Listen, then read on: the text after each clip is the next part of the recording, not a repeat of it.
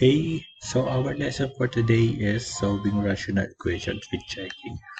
So, this is the first example.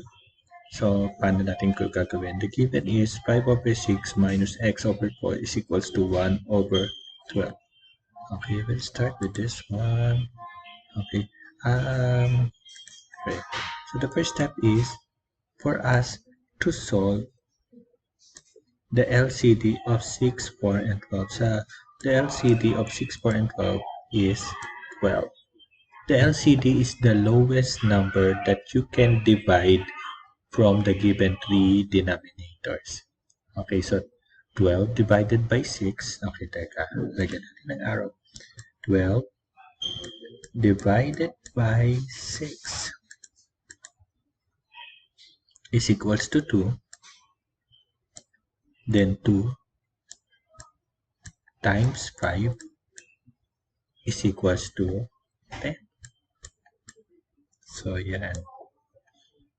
Next, 12 divided by 4 is equals to 3 times x is equals to, kopyahin ito, negative 3x.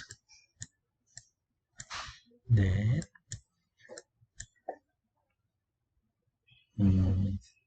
siguro yellow. 12 divided by 12 is equals to 1 times 1 is equals to 1. Okay, from here, so nabago natin yung equation. Naialis natin yung denominator at naging whole number lahat. So, mas madali na sa atin ang mag-solve ng value ng x. Okay, so ang gagawin natin, since itong 10 ay hindi natin mai-add o maisusubtract dito sa negative 3x. So, ang gagawin natin, ita-transfer natin siya dito. So, ang mangyayari is negative 3x is equals to 1. Since positive siya dito, pag nilipat mo siya sa kabila, magiging negative 10. So, lagi nyo tatandaan yan. Once ang isang number transpose natin sa kabila at nag-jump siya dito sa equal sign, kung ano ang sign yan, babaliktad. Okay, simplifying them. So, it will become 3x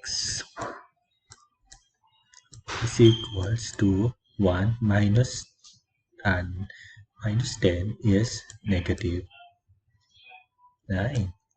Okay, so we are solving for the value of x and not for the value of negative 3x. So, for us to solve that, divide both sides by kung ano ang numerical coefficient ng x. Kung ano ang sign din niya, yun din nilalagay natin. Okay, so negative 3, negative 3. Kung dinivide mo siya dito, dinivide mo din siya dito kasi dapat equal yon. So, pag dinivide natin siya, negative 3x divided by negative 3 is equals to x. And negative 9 divided by negative 3 is positive 3. So, the value of x is equals to positive 3. So, let us check. Okay, medyo pangit ang sulat ko dito sa mouse. Okay, so how do we check if our answer is correct or not? So, sulat natin 5 over 6 minus x over 4 is equals to 1 over 12. Next, sabi dito, the value of x is equals to 3. So, itong x na to, papalitan natin ng 3. Okay, sige, sulat muna natin. Okay, 5 over 6 minus, palitan natin na, sabi dito, x is equals to 3. So, 3 over 4 is equals to 1 over 12. Okay. Tapos, nakikita nyo dito, dapat daw 1 over 12 dito. So, bring down natin itong 1 over 12.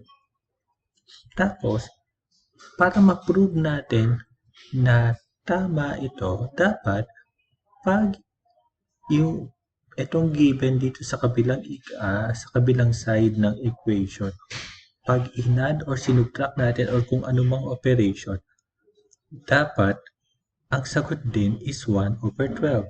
So, 5, 6 minus 3 over 4. Let us have a separate operation for this one. So, I'll be using a pink